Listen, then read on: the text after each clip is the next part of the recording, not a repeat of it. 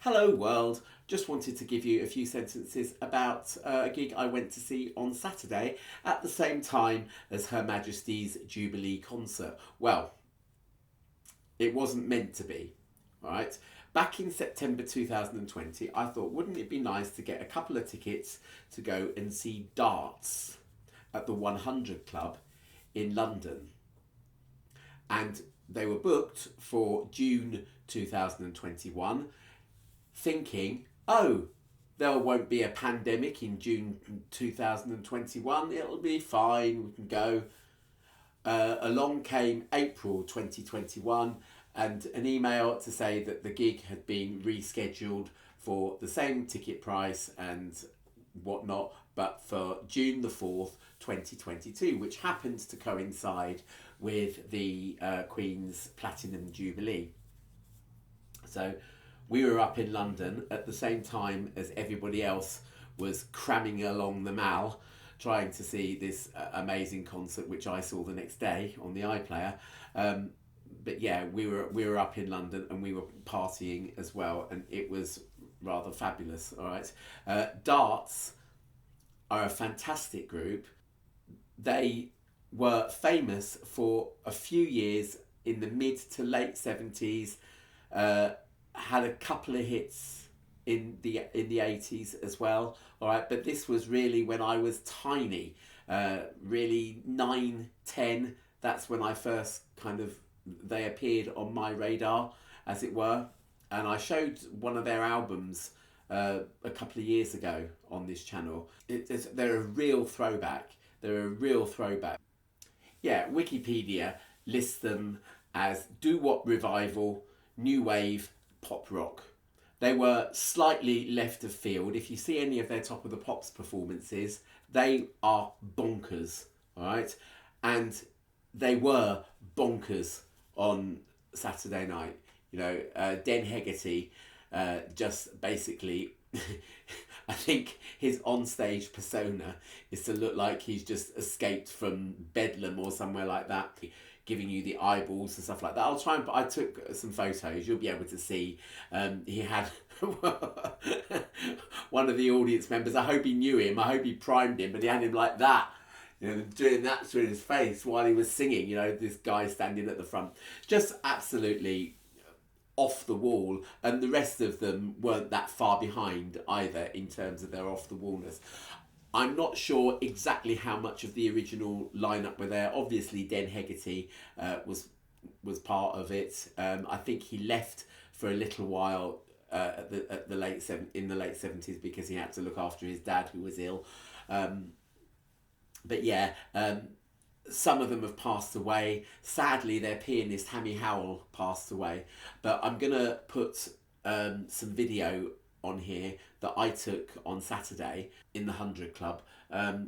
There was always Hammy Howell's solo piano bit, and their new pianist, or I say new, it's new in very big quotation marks because Hammy Howell passed in 1999.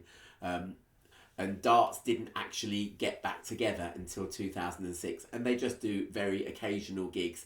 As I say, you know, last Saturday was a very occasional gig, and yeah, so their new pianist does a kind of tribute to Hammy Howell, which I'm going to put.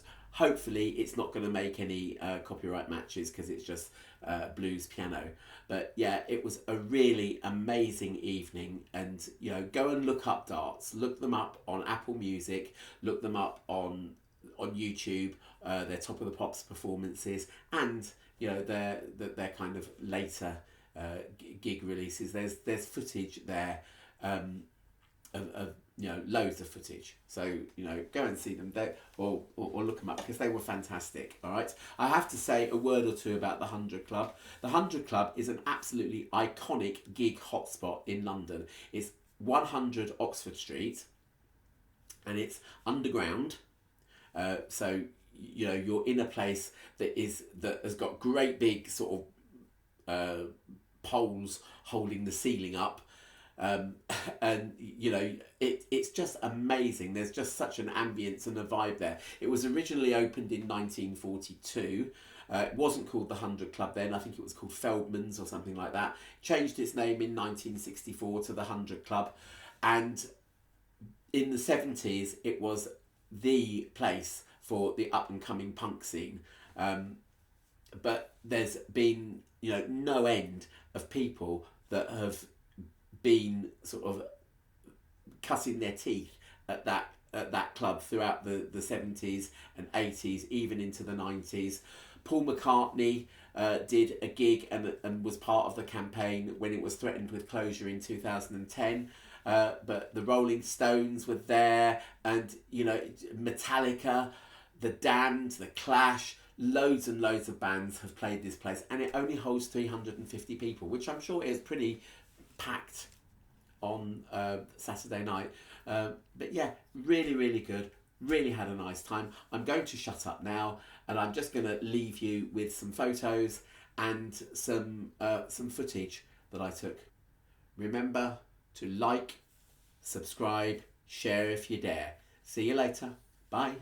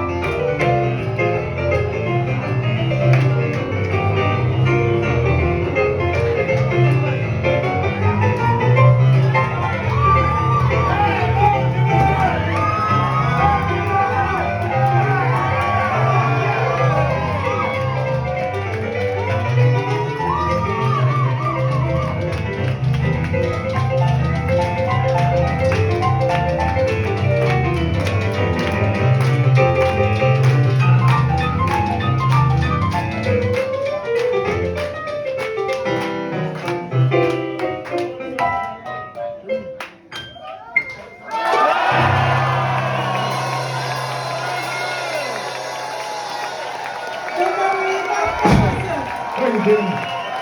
The very magnificent James Compton! And to be fair... All right, we're the to be fair, he's never... Focus, singers.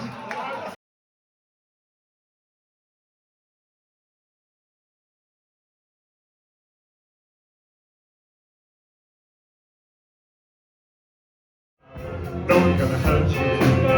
No, no.